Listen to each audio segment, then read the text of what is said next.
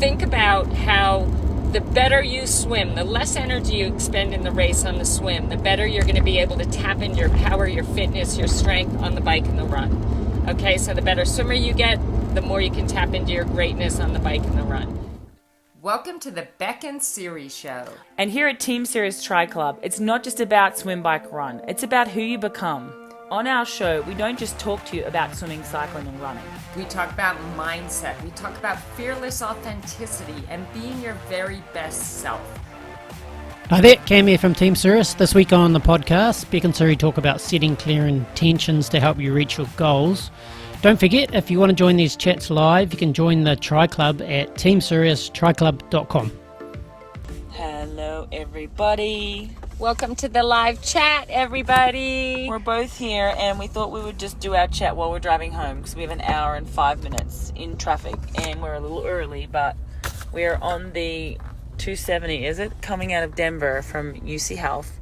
Siri just had her blood test and her pre-op stuff for preparation, kind of like chat with our amazing stem cell doctor, Dr. Gutman from UC Health. He's amazing.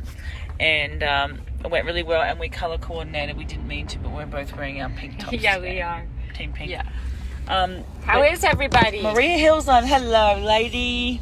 How are you guys doing today? I hope everyone is getting fired up and inspired to be training again. Some of you might still be on your off-season break, but whatever period you're in as far as your training goes, keep balanced, stay happy. Hi, Maria. Can you hear us? Please let us know if you can hear us, because we're not sure if you can even hear what we're saying right now. So I'm going to go on our Facebook and make sure that everybody can hear us. So give us a thumbs up, Maria, if you can hear us, please. Let's see if I can hear ourselves.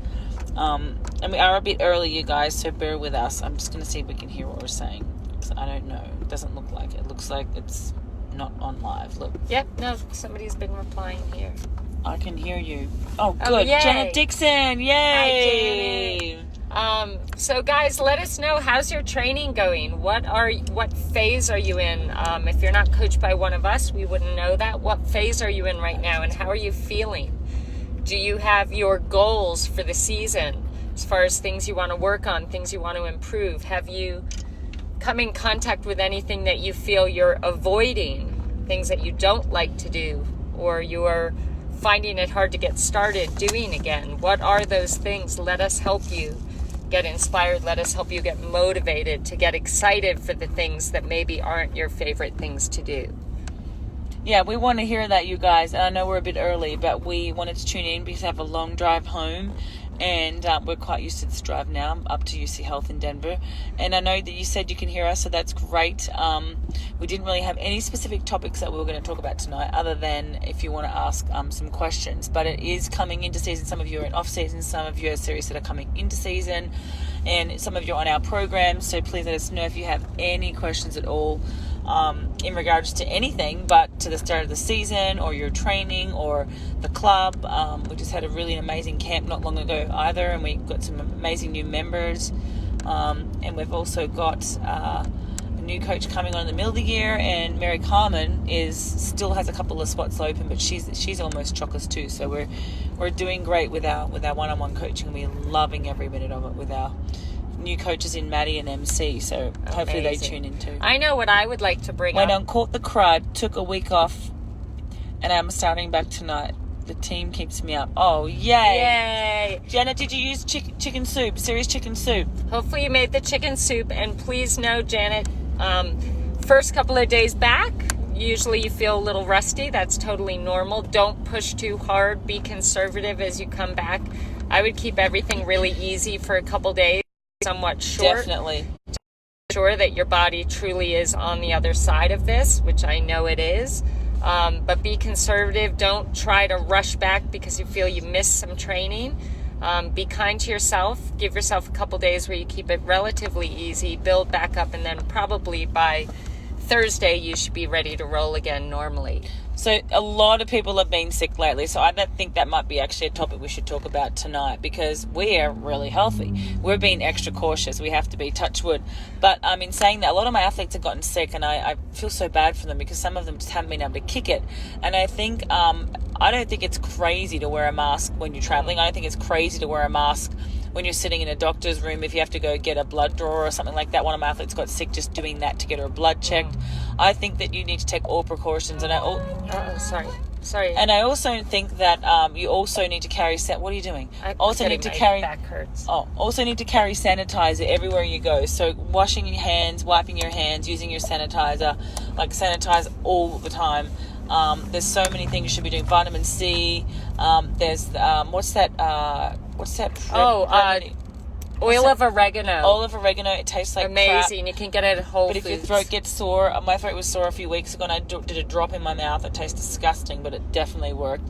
And the chicken soup recipe, we have to go through it again, because this stuff, I used to laugh at Siri when she told me that. I thought it was an old wives' tale, but it's actually truthful that, and there's not antibiotics or anything in chicken anymore. They're not allowed to put it in there, but they do, the garlic and everything else fights infection for sure. So Siri does like an uncooked chicken, and fill the water over the top of the chicken in a massive pot, and we go OTT with the garlic. We do like 20 cloves at least, but be careful with that too, because it can give you a lot of gas and the stomach upset. So only have like 3 or 4 cubes per cup of soup that you have. But chopped up celery, bag of carrots, we put cabbage in there, and I use like 10 organic chicken stock cubes, and sometimes you can put like noodles in there too if you want. What else am I missing? Is that all? That's all. Onion, like 3 or 4 whole onions chopped up in there. Very common. It's absolutely incredible. It works, and I actually don't put a limit on how many garlic cloves you can eat, because for me, I used to always just drink a whole pot of soup, and I would always I'd be better within a day or two, and just the severity of the symptoms were so much less when you make this soup. So if you want that recipe, let us know, and we will send that to you ASAP. Yeah, and just warn your partner, because the breath is pretty bad with the garlic, so make sure that you have some Listerine. And speaking of Listerine, I know that I just read that Catherine has strep throat, and one thing that really got rid of my strep quickly, and I don't know how it works, but was Listerine gargle like all the time. And the old school was like the salt water, but Listerine gargle helped me get rid of my strep really quickly. But strep's a bugger. But the good thing about strep is only in your throat. Usually you don't have huge other symptoms or anything. The chest infection, if you've gone from a head cold to a chest infection, guys, that's when you need to be really careful. I have trained in the past, done light training with a light cold, a head cold, but when it goes to your chest, big no. You can really damage your heart, and if it goes to your chest, it takes a long time to recover if you try and push through it. And then, like Siri said, coming back from even a cold, you'd be careful as well. You don't want to go hard for the first 3 or 4 days, even the first week. But with a chest infection, your breathing is going to be so much more labored with the chest infection, because you just have that pain in your chest and that damage and inflammation. So make sure when you're coming back that you do not do anything hard at all. And if you're doing anything, I wouldn't even think about doing anything above about a 7 out of 10 RPE, or even a 6 out of 10 rate of perceived effort, which is how we usually gauge our training. That's our philosophy. So there you go. I hope that helped a little bit. I want to say hi to Allard's on, Jeff Irvin's on, Catherine Weir's on, Maria Hill's on, Mary Carmen's on. Yay! So happy to see all of you here. I know one thing I would like to talk about, because there's a difference, and the words I use may not resonate with you. I hope they do, though. Think about those sessions. Like for me, swimming was always my hardest sport, because I didn't know how to swim when I started triathlon, and learning was very hard. And I know that every run session, I was super excited to get on the treadmill or to get on a trail and to go out running. But every swim session, because I already was, I will call it a suffering state over it, because I knew it was going to be hard. I knew that it was something I really needed a lot of work on. It was harder for me to get motivated. It was harder for me to get to the pool. It was harder for me to get started. So let's find out the tools, or how we can all step in every session, every training session that we have, whether it's our strength or our weakness, in a beautiful state, rather than in a suffering state? How can you reframe what you're doing to get you excited about doing it rather than seeing you dread it every single time you have to do? Can you explain to them what reframe means? Because some people might not know what that means. So for me, I remember with swimming, some of the ways I would reframe the swim and get excited about going to swim practices. I would say, oh my God, my legs are so trashed from the bike and the run. Swimming's going to feel so good. Recovery. Yes, swimming's going to be great for my legs. It's going to help me recover. The most important reframe is, hey, the more I go to the pool, the better feel I'm going to have for the water. The more days in a row that I go, the more days that I go and I swim, I'm going to be improving and making progress. That's an obvious reframe. But think about other ways. If you're really struggling about, oh my God, I don't feel like going to the pool. For me, it was like, wow, this is going to be the best way to recover my legs. Or, oh my God, my hair's going to get a little bit blonder. How cool is that? Or, but there are different ways of reframing those sessions. For example, a treadmill session. Some of you guys don't love the treadmill. I personally love the treadmill because it opportunity to make you run faster runner. And it did. For me, it took me from an average runner to one of the best in the sport, which I'm so grateful for. But a way to reframe the treadmill could be, what a perfect opportunity if, say, there's a mirror for me to work on my cadence. I can count my cadence. Every 5 minutes I'm going to check where my cadence is at. I'm going to look at my form in the mirror. I can keep a real eye on my technique. I can see what I do when I start getting tired. I'm going to get so much information that's really going to help me become a better runner. Or I can listen to great music, or I can watch music videos on the TV, whatever it is. Find a way to reframe those sessions that get you excited rather than dreading it, because we waste so much energy when you dread a session or when you're not looking forward to a session. And the single most important thing to remember is that every single training session that you're doing is making you better. Unless you're doing too much, then it's actually something that you need to think about. How can you reframe not training? I'll be stronger, I'll be more rested, I'll be able to give more tomorrow in my key sessions. But where was I? I'm losing my mind. Just reframing. But the key is, especially with the swim, because I think for the majority of people, I feel like the swim is the toughest usually. Think about how the better you swim, the less energy you expend in the race on the swim, the better you're going to be able to tap into your power, your fitness, your strength on the bike and the run. Okay, so the better swimmer you get, the more you can tap into your greatness on the bike and the run. The swim is great recovery for the legs. It's going to help you recover. It's going to keep you injury-free. Getting better at the swim, even though the results, you sometimes the improvements are so small that you end up appreciating those improvements so much because you know how hard they are to come by. But the more you swim, the more you get a feel for the water, the better you're going to swim, the more ease you will swim with, and the better you're going to race all around. I love that, and a good way also to get over that, I think, physically is just to do a swim block. And I know most people usually dread that, but something that I've done with my guys and the ones that aren't swimmers are like, but the swim block is really good because you actually do, believe it or not, and I haven't met anybody that's done this and hasn't felt the same way, they actually begin to love the swim. Yes. They begin to enjoy it because they feel the water, they get used to it. And Siri and I have this thing with we have some friends that we train. I've had a few people that have come to us just for personal training type working out, not triathlon, and we have 14 days creates a habit. And the swim block is usually between 14 and 28. And once you do the 14 days, it just becomes easy. So you're swimming, you actually begin to feel the water, you actually begin to enjoy it, and you actually start to feel like a swimmer. And speaking of that, you actually have to start thinking like a swimmer. And we always say to you guys, don't wear a garment in the pool.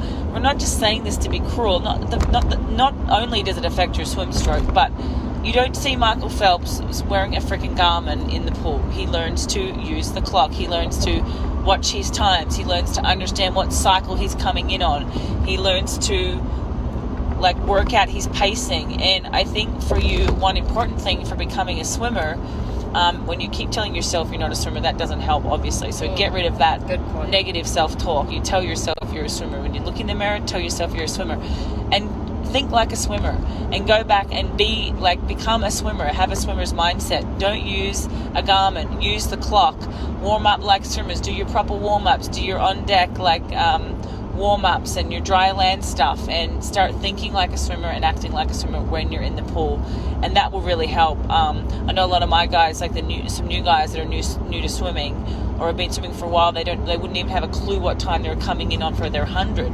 But you should know that. You should know what your fast 100 is. You should know what your rest cycle is. You should know how to count your laps. Like, people say, I wear my Garmin to count my laps. That is a BS excuse, you guys. Like, if you can't count your laps, like, you shouldn't be doing triathlon, because you'd be dangerous out there on the course if you're not even able to count. So it's not hard to do. So I would say keep track of that just by counting. And it does get hard off if you're doing some leverage. 3,000 meters, but here's some leverage but don't too. You agree that I you totally agree. 1 like a million swimmer, %. you'll be a swimmer. Think like a swimmer. The more you tell yourself you're not a swimmer, you're going to not be a swimmer. The more you tell yourself same with running. Yeah, and it happens the same with running and running. This applies to everything. The more you think that you're not a runner, you won't be a runner. The more you think swimming is so hard, it's going to feel even harder. You are going to get what energy you put out there, what vibration you send out there. Oh yeah, let's talk about that. So, but one thing I want to add to what you're talking about with the Garmin's is the other thing. Here's some leverage for you. When you wear a Garmin, you're going to go so much slower because it takes you 3 seconds to lift up your arm and press stop. So that itself, it's heavier. It disrupts your rhythm, your flow. Get rid of it. Learn to read the pace clock. It is so empowering, and it's so amazing. If you're on your own and you have to do like an 800 time swim, say that's in your training program, and you know how to read a pace clock, it's so exciting because every 100 you can look and see where you're at and try and go a little faster the next 100.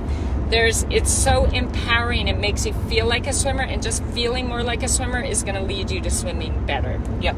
Babe, don't, because I keep looking at it, and then Okay, my wife's driving, if you didn't realize, so let's put it over here. But good job driving and talking at the same time. Yeah, I keep looking at, because I want to look at them, and then I don't want to have an accident. She can't look at you guys. Sorry, we love you, but she can't look at you. I can look at you though. I started sweating. So now where was that? So with Garmin's, right? So we say to get rid of them. There's time and a place for them for sure. And I know some of my guys, the big frustrating thing for me is that I see them wearing a Garmin for a long, easy run, and they say, I need a time. Then get a freaking regular watch and use that for time. Or if you know the run loop is 10 miles, you don't need to freaking time it. I run without a watch now. I know exactly how far certain loops are. I don't need to time myself. And especially, be free and, run free for your easy, long runs. The only time, really, that I want my guys wearing... Actually, I don't even have them ever wearing a Garmin watch in the run, because most of their speed work and intervals are done on the treadmill anyway, and when they do need to be on the road, then maybe, yes, so we can record that, but I don't have them focusing on that. And I've got a great example, because Aaron Yanabi, who has had a long off season, came back into his triathlon Olympic distance race this weekend, and that guy just did a PR, and he said, I forgot my Garmin, so I had a watch the whole time. I had no watch, so I just went by feel. And I was like, well, isn't that how I've coached you? And he did a PR on the bike. He rode a 103 and he ran a 47. Wow. And it's a PR. Awesome. And he's just coming into season. He's not even fit. So constantly, I remember this video went viral of Siri talking to Ben Grodschek, I forget how to say his name, but Ben, one of our members, about why the Garmin is so disempowering. And it just is. There are so many reasons. And we're not saying we're against Garmin. There's a time and a place when Rennie will use it for her mile reps and stuff like that, and Ellie will use it just to see where she's at, because you want to still be gauging yourself, but not every freaking session. Because it becomes a complete judgment zone all the time. You're always, am I good enough? Am I going fast enough?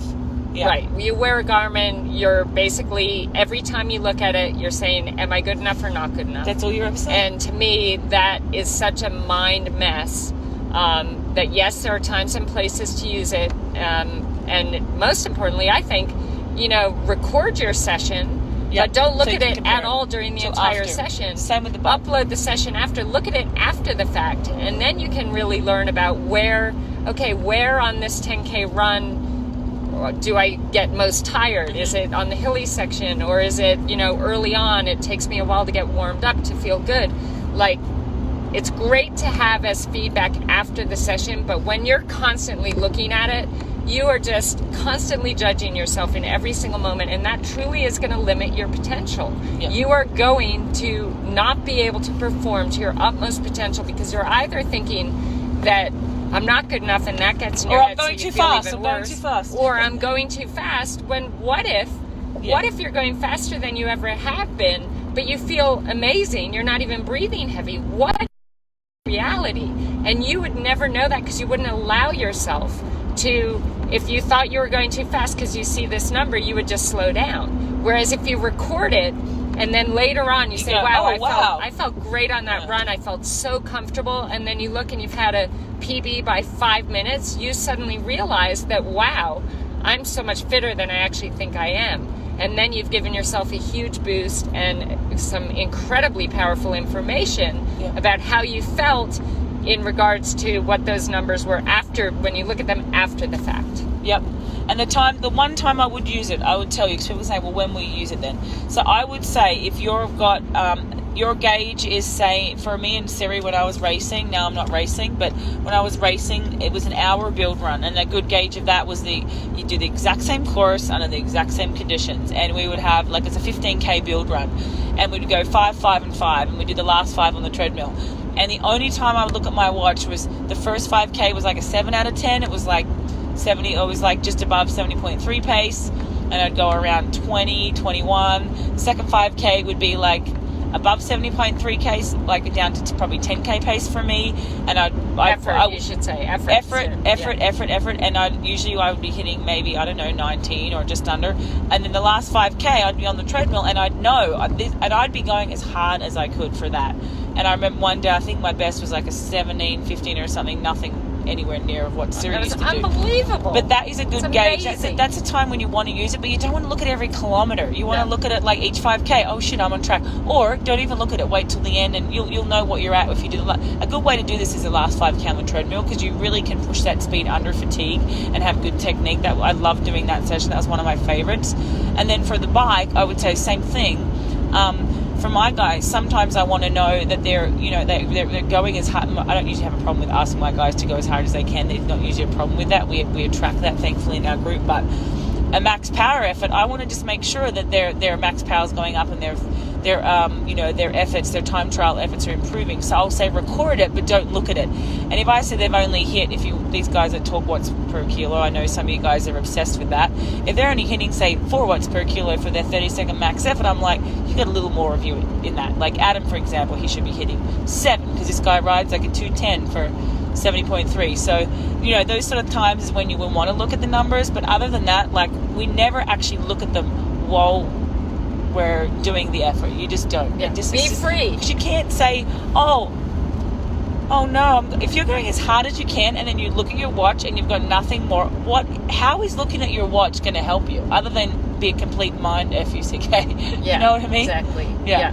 But most importantly, guys, the biggest thing I would say is that when you don't obsess over the numbers on your watch, you're going to actually find that you are getting so much more out of yourself than you even thought you had. Yeah. So if you want to really, remove the ceiling on your ability, your potential, your speed, your power, get rid of the watch, go by effort, and every once in a while just belt out a time trial of some sort, and you will see how well this works. It's going to be truly empowering for you and freeing for you, and it will bring out the best in you. I put my every word on that. Me too. And with our programs, you do not leave any stone unturned. We make sure that you're always lifting aerobic capacity, you're always getting your strength, you're always improving your threshold.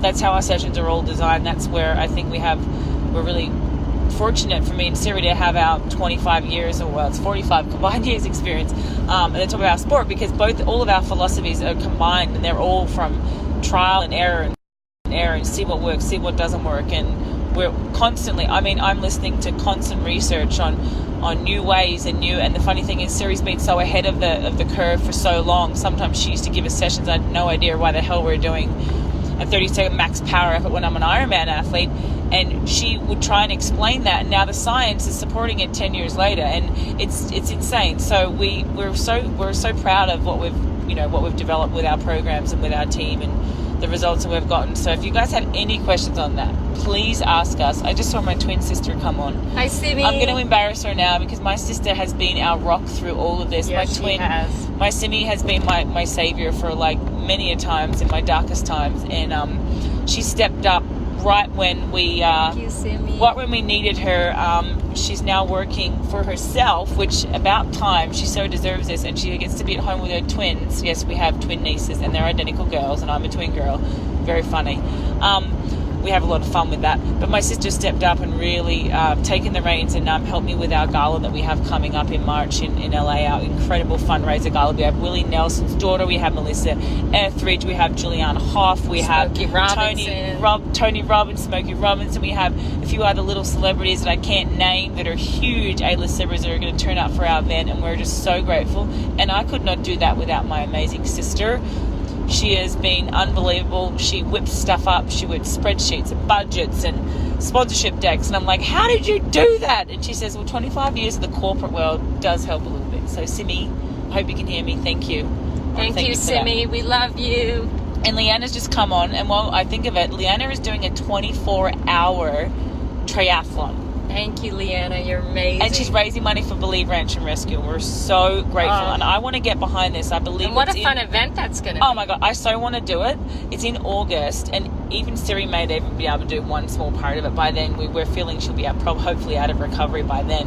But 24-hour triathlon, and we're going to do it across the globe. She's starting it in Canada. And it's a very, very... She's going to set the world record for, I think it's Olympic distance, because it hasn't been done yet, and she's probably going to hopefully break the current world record for as far as you can go for a 24-hour triathlon. Wow. And we're doing it in teams too, so if you want to get behind that, contact Leanna. She's here in the club, so reach out to her, because it's really exciting, and all the money raised is going to go to Believe Ranch and Rescue, so it's pretty cool. Amazing. Okay, so we have I also want to congratulate Eileen that did her run on the weekend. I saw that she finished it, and she's going through some niggles at the moment with injuries, and she's getting surgery soon. So I want to congratulate her because she did amazing. Amazing. Congratulations. So proud of her. She came to our camp. Yes. Megsy Schaefer says hi. Yes, it goes to Meg, yay. Sister Power. Yeah. So yes, Megsy, it goes to Believe Ranch and Rescue. It's amazing. And she's got it on her Instagram. She's going to post it on the page. Great. Every training session is making me better too. Since I quit checking the watch every lap or K, I leave numbers up to Mary Carmen. Oh, good. I love that. So this is one of MC's athletes. We love our MC. She's amazing. So, and she's honestly learned all of our philosophies for, like, is it 3 years now that she's been with you? Yeah. Yep. And I tell you, when she first came to us, guys, she's such a beautiful person. Her smile just lit up the room. But I did question Siri, because Siri was coaching pros at the time. I said, babe, this girl, like, she doesn't know how to swim. What's happening? She goes, I love her. She's in the team. I can see she's a fighter. She's going to work hard. She's not questioning anything. She's working hard. She was getting smashed in the pool, lapped, swum over, exhausted, and Siri did not give her any leeway. And now she's got a pro card. So, and guys, like, she really talk about leaving no stone unturned. I mean, mind, body, spirit. It's the whole journey, isn't it? And Mary Carmen has just constantly impressed me with her willingness to work every aspect of her body, her mind, her spirit to become the best athlete she can be. She now flips over hundreds under 130, coming from a place where she could barely swim at all. So I am it was over 2 minutes, I would say, when she first came, guys, just to give you a relevance there. I'm so incredibly proud of you, MC. You always make me proud, and you are making me even prouder as a coach, and the incredible work you're doing with your athletes. But I love, MC, how your athlete said, I leave the numbers up to MC.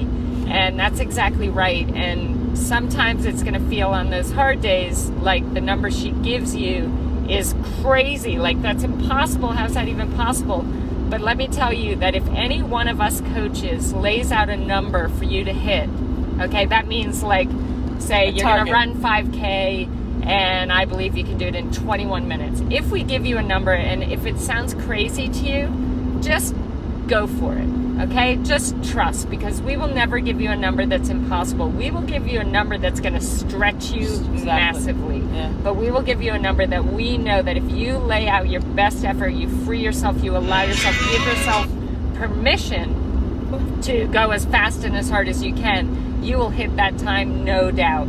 But it will seem scary, it will seem impossible, but we will never give you something that's going to hurt you or that truly is impossible. Yeah, it's just, unless I accidentally am falling asleep writing my programs and accidentally write 9 miles an hour for someone that probably can't do that. That has happened once or twice. Yes. Like, go out riding with Scott. I'm like, who's Scott? Yeah. It does happen every now and then. No. But, so if you have any questions, you guys, please post them, because we haven't done a live chat for a couple of weeks, and we weren't planning on doing it for another hour, but I can see we have like 12 people on, so that's awesome. While we're waiting for questions, because there's got to be some, you guys, we get so many, I want to go through my favorite. I think Siri and I should do our favorite swim, bike and run workout in season. I'm going to go through my first one. Would be my favorite swim session that I ever used to do. It is not the 2K time trial. Ellie Salthouse, you're crazy. That was her favorite. Mine would probably be, I would say, and this is like a hard workout, I would say probably our 20 50s with paddles flat out. 40 50s with paddles. It was usually 3 fast, 1 easy. And we would leave on, what would we leave on usually? 40? Sometimes we'd leave on 40. 40 50s on 50. Okay, it was 40 50s. Oh, you're talking about the one 3 on a minute, 1 on 130. 10 sets of 4 50s, 3 on a minute, 1 on 130. No, I'm talking about the 40, so it must have been the 40. Okay, then that's 40 50s on 50, so there's no so it's easy. all relative, they're all though. hard. It's all, okay, so it's all relative, so that's on the 50, and Siri's going to explain, like, the reason behind that session. So it was 40 50s on 50, and you were going as hard as you can. I mean, we were holding, like, 31s, 32 with paddles on. Ellie would be holding even 29, 30. And so we'd be getting like 20 seconds rest. But I mean, for you guys that are swimming maybe 60 seconds per lap, obviously you're going to go on like a 1 minute cycle or something like that, 1:15. But for us who would come in on 29, we were getting 20 seconds rest. And that would just give you enough time to gasp for a little bit of air. You couldn't really talk, and then you'd go again. And that threshold work, that was like a really hard threshold. So Siri, explain the reason behind that session. It's one of my favorite sessions in the world. I mean, it's obviously a threshold session, but at the end, so the goal is to not be all over the map, like 29 seconds, 35 seconds, 28, 30, 40. You know, the key is to, if you hit 31 on the first one, let's say 36 on the first one, you hit 36 on the first one, your goal is to hit as close to 36 for every single one of those 50s. And you're getting such short rest, okay? But at the end of the day, when you count it up, you're like, I just swam 2K. That's right. At 36 seconds, which is a 1/1200, which would be this for a half Ironman swim. Right. It gives you the confidence that you can definitely do 40 seconds. Right. For 40, 50. I wanted to explain that because it's so important. Like, people think, well, I can't hold that for 2K. It's like, no, but you could. Your lactate threshold has now gone up. Your high end aerobic has gone up. Yeah. Everything's gone up. Even your mental capability of holding that effort under pain. And so then a 40-second, you're like, that becomes like a piece of cake. And it really did. Like, that's one of those swim sessions. Really, is and what it makes got me you so tough. It makes you so tough, and it really trains you to be in the moment. Because if you try and get through a set, and the ones that are doing like times all over the map, it's because mentally they're in and out, and struggling to keep that laser focus. So it really is a test. It's an exercise for building your mental toughness and your focus, that laser focus of being in the moment.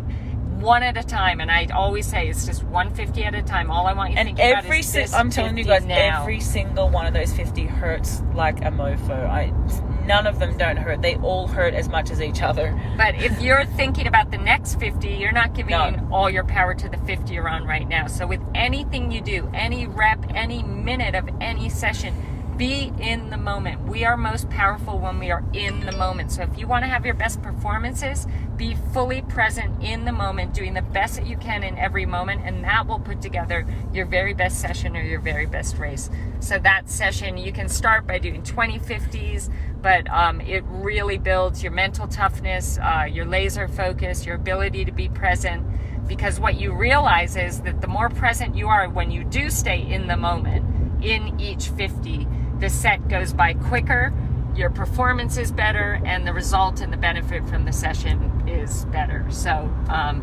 lots of leverage there to do it right. Awesome. I'm gonna tell them my other favorite session. It was probably the 80-25s. And the 80-25s, and I give my guys this a lot. And Siri, when I came to her, I had really long, slow stroke, and she said, you got to up your stroke rate. And I was like, no, Brett had me swimming really long and slow and stretching out. And for me, I used to get I hyperventilate a lot. So then I got into bilateral breathing. The fast stroke rate was so good for me. But how we started that was we started with 20-25s with band only, because that ups your stroke rate, gives you deep, strong catch, and it helps you if you have the proper straight arm recovery like we coach. It really gets you pulling through the water, and the stroke rate's the important thing with the band only, but it really helps your stroke rate.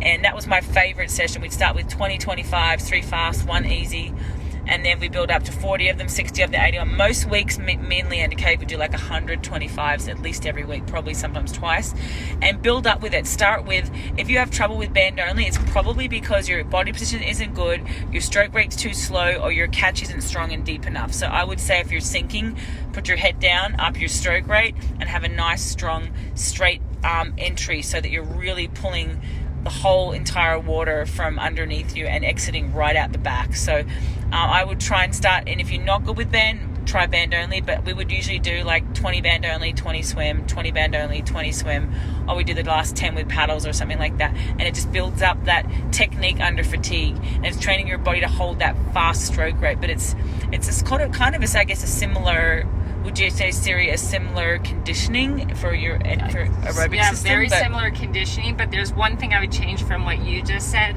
That would be I would do all 40 band only and then all 40 swim, because you want to have like as little change. You want it to be mentally tough. Unless you have never used band before, because that would be almost impossible. Okay, yeah, good point.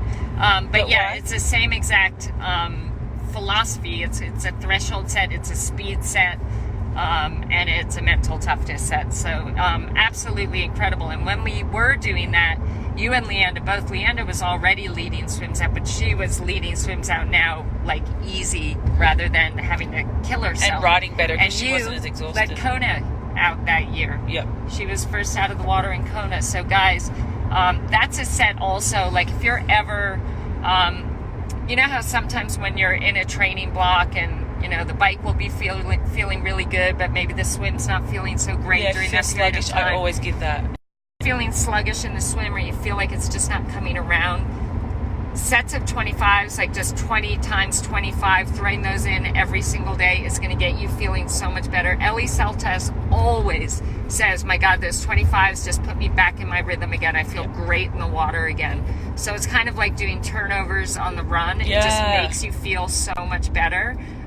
So I would kind of call that similarity, that if you're ever feeling sluggish on the swim, throw in a set of 20 25s, 3 fast, 1 easy. Guarantee you're going to feel better, and you're going to end up that session or that block, whatever it is, feeling so much better. Yep, and I will, for my beginner guys, like if you've never done speed work or never used a band, I would say do, and this is not ideal, but if you're exhausted doing just 3 of them, I would go build 1 to 4. And that's not perfect, but I would go build 1 to 4 if you're not used to it. And if you're asking about rest cycle, I would say we always do them on the 30-second cycle, but if you're only coming in, just take 15 seconds. That's all you'll need. 15 seconds, and then on the 4th one, we used to actually push off on the 3rd and just swim easy to the 4th. So we wouldn't actually stop on the wall on the 3rd one. We'd swim through, so we get an extra 30 seconds rest every 4. So I hope that makes sense. But if you're just starting, try doing 3 fast, 1 easy, and if it's a bit much, you can always do the build 1 to 4. But usually, if Siri's on deck coaching you, she wouldn't allow that. I'm just being really nice right now. So we have some questions. Siri, Megan Ling. Hi Megan, how does water running help with real running? What's the science behind it? I love it, but need to know why it's good for you. Well, firstly, it's the same biomechanically, like you're doing the same movement. I can give you a really good testimony, and Siri will dive into this because she did a lot of water running. I ran for 8 weeks in the water before Mont Tremblant and had a 3:04 run, one of the quickest runs I've ever had in Ironman, because the thing is you're getting the conditioning aerobically on the bike and on the swim. So your heart doesn't know if you're riding or swimming. So you're getting the conditioning. You're not really getting in the water as much. You can get your heart rate up for sure, but I felt like I was getting my conditioning aerobically in the run, in the ride, and the swim. So do all your hard efforts, still really hard efforts and intensity there. You're getting the weight bearing a little bit on the bike, not so much. So that's one thing, that the muscle breakdown, the fatigue may be a little more, so it may hurt a little more. But I do believe that you can do that without losing much fitness at all. You may lose the feel, but I do believe that you can do it without losing any run fitness. A lot of it's a mental thing. So Siri. I just am the biggest believer in water running, deep water running with the belt. The way I do it always is we always do hard intervals, because in order to get your heart rate up as high as it would be running, you've got to do intervals. So doing an easy run in the water, that would be more for like recovering the legs. But when you're trying to maintain your run fitness, I remember I got a run injury. I was in peak run shape. I water ran for a full month. I had 1 week back on the land, and I ran 34 flat in Edmonton. Woo! One of my best runs off the bike at that time.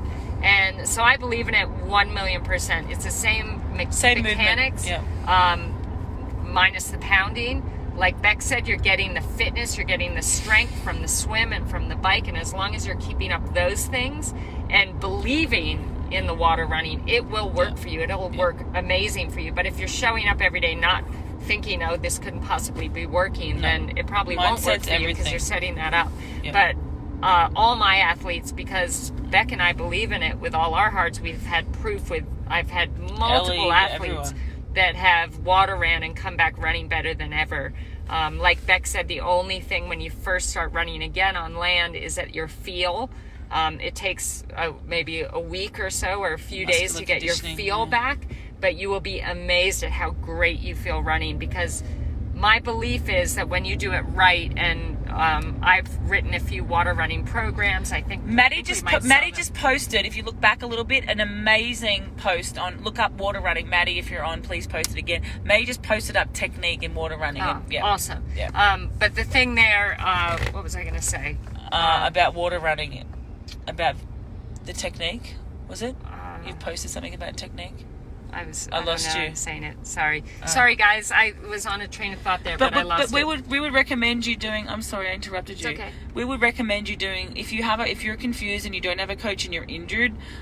When you're injured is actually funny, because funny saying that, because when you're injured is when you really do need a coach, because most people have no idea what they're doing. Right. Because I'm leaving because I'm injured. I can't train. It's like, well, that's crazy. You really need a coach. That's actually when you need more support, guys. So I would be doing your run session, if that is you and you can't run. I would be doing your run sessions in the freaking water. Just do the exact same thing. You'll be a prune, so try not to do it when you're like, it's hard to do it after your swim because you want to just get out of the water, but try and do it and plan it from when you're doing your run sessions. Do the exact same session. And here's some keys for that. Some things you can do. They still sell, you can find those little iPods. Oh yeah, Lisa's got one. Wear a baseball hat, put your iPod in your hat. Waterproof ones now, baby. Yeah. Oh yeah. You can buy waterproof ones. Okay. Now. Or you just get one, put it in your hat. It's been a while. Waterproof headphones. Play some amazing music to keep your tempo up. It's just amazing. I believe in it with all my heart, and I still prescribe it for my athletes on easy run days. Some of those that whose legs get extra kind of tight or sore from running, I'll have them do their easy runs in the water, and it's just an incredible replacement for land running. Beautiful. So I hope that convinced you, Megan. I hope that helped a lot. Okay, this will be our last question because we're almost home and now we've got to feed our horses. But Alison LaRochelle, well, she's my athlete. Okay, I better answer this one then. Well, maybe you can answer it as well. I'm finding it hard learning to bilateral breathe. Well, this is the first I've heard of this, Al, so thank you.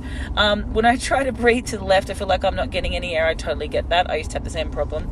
And the body position just isn't right on that side. So, Al, first, I would send your coach, which is me, a video of your swim again and see if we can pick anything up. My intuition is telling me that it's possible you may be breathing too far back or too far forward, so that could be something. You also may be crossing over with your right arm if you're having trouble breathing to your left, so that may affect it as well. But send me a video. Siri, any tips on that? Bilateral breathing. I think band only is a great way to practice that. Siri made me breathe to the left. I never ever breathed to the left and used to wonder why I went off course, why I had a sore back. I got double disc bulges because I was always twisting to the right. She made me breathe to the left. I hated her for it at the time, but it really helped my back and it also helped my swim, because when you're in an open water, the buoys can be on either side. You just don't know. You need to look at people around you. It evens up your stroke. So I would, whenever you're warming up, Al, I would wear a pull boy band and practice your bilateral, even band only, but practice bilateral breathing the entire warm-up. Even if you don't do it in the main set, just practice it. And I would say one other thing to take note of is make sure that you are exhaling under the water before you're breathing to the left, because some people, they'll do it fine breathing to the right, but on the left, Andy used to do that. Lift their head and exhale and inhale, and that's why you feel like you can't get enough breath. Breathe, exhale under the water, blowing bubbles, and just turn to inhale, and that should make it a lot easier to feel like you're getting as much air in. Perfect. And when you're breathing out in the water, you're breathing kind of out your mouth and your nose. And it sounds crazy to say, breathe like you are on land, because that sounds easy to say, but it's harder to do. But you don't want to breathe out, guys, when your head's down. You don't want to go like get all your air out where you got to go like that. And my mum, this is so funny. My mum, she said to me one day when I was younger, well, you're breathing all your air out. When you go to breathe, it's like you're gasping. And I was like, oh, do I do that? And I was doing that because I was told to breathe all my air out. If you breathe all your air out, also your body position isn't ideal because you don't have the air in your lungs, so you're sinking a little bit. But also you go to breathe and you got to suck the air in. I'm doing it now while I'm talking without breathing. But if you can just breathe out a little bit under air where it's comfortable, and you're not thinking about breathe out all my air, breathe out all my air, breathe out all my air, just breathe out, roll to breathe, breathe out, roll to breathe. Make it like as much as you can, as natural as you can. I think some people get caught up in trying to exhale all their air, and they go to breathe and they're like, and they're gasping, and then they've got to hold their head out for so long to get that air in. So breathe out your mouth, your nose, whatever feels comfortable, and just do a slow breath as soon as your head goes down. It's definitely not all of your air. You still have a little bit in there. Don't think you've got to blow it all out. I'm rambling now, but I think that makes sense, you guys. Yeah. So, Al, I hope that helped. I would say warming up with Pool Boy Band, practicing it the entire time. And remember, you want to breathe to, for Siri and I, we always say 9 and 3. But if you're breathing at 5 and 6 on a clock, then you want to aim to like 11 and 9, because then you're going to end up at, I know this probably doesn't make sense to some people, but 9 and 3 on a clock is a clock hand. So you want to breathe right to the side. So you literally are honestly just turning your head's down. You're honestly just rolling your head to the side and then head back down. It's just a roll. It's like you're on a, what would you call it, babe? Like I just envision the big, rolling huge your head face of a clock underneath me as I'm swimming. And you're honestly just rolling to breathe. You're not lifting, you're not going to the front, right to the back, you're lifting. And as soon as another tip for people that breathe too early or too late, usually it's too late, as soon as your right hand enters the water, you breathe to the left. Don't wait for it to start pulling, because then you're breathing late and you're rolling and you're going to roll back and you're going to have to breathe to the back. I used to think as soon as my right hand enters the water, breathe early. Siri taught me that, breathe earlier, because I'd find myself rolling on my back to get more air in. By then my body had rolled over, my arm had crossed over. So breathe as early as you can. Try and breathe as soon as that hand enters the water. If your right hand's entering the water, breathe to the left as soon as you feel it touch the water. If you want to breathe to the right, as soon as your left hand enters the water, start breathing to the right. So I hope that makes sense. That makes sense to you? Awesome. Okay. Amazing. We're nearly home. We love you guys. We're going to show you guys our view, because we are driving. So this is our street, actually. For you guys that did the camp, you guys ran up this trail, and I believe Arlena and a couple of other girls got lost and went home. We went up that hill there, and then we came right around that loop and we came down. So this is our road, and that's our church. I hope you can see it. But we're going to say goodnight now. And I hope we didn't miss any questions. Thank we you love guys you guys. for being. I hope that Let's helped. leave on one thought. Okay, Ampery Hogan, hello. Any suffering state, you guys, whether it's anxiety, fear, worry, depression, sadness, is because we're self-obsessing. Okay, so remember, whenever you feel bad, it's probably because you're obsessing over something having to do with yourself. Am I loved? Am I enough? Am I doing well enough? All these problems, everything's going wrong, and that makes you feel sad. The single most biggest favor that you can do for yourself to get out of a suffering state and into a beautiful state is to think about another. Do something for another. Do something for your child. Do something for your husband. Do something for your wife. Think about someone outside of yourself, to take yourself out of that self-obsessive tornado you're in. And that will release you from that suffering state and allow you to open your eyes to all the good that's out there. It can just release you from that state of suffering and put you in a space where you can really start enjoying and feel joy, peace, love, and all those wonderful things that life has to offer every single day. We love you guys. We love you guys. Thank you for tuning in. Allison, I want your video. Bye. Bye. That camera again. Hope you enjoyed that. For more tips and advice on triathlon, head over to the website at teamservicetriclub.com. While you're there, you'll also find training plans, club memberships, and even one-on-one coaching. See you next time.